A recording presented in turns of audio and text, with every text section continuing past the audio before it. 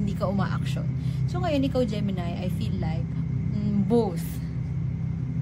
Ano na nga, align na nga yung stars in your favor, a-actionan mo pa. Very go with the flow na nga, pero go, full of passion, full of confidence si Gemini this month. And sobrang ganda ng energy na to para maisa katuparan yung mga nais mo mangyari sa buhay mo. Sobrang ganda. Unang card pa lang maganda.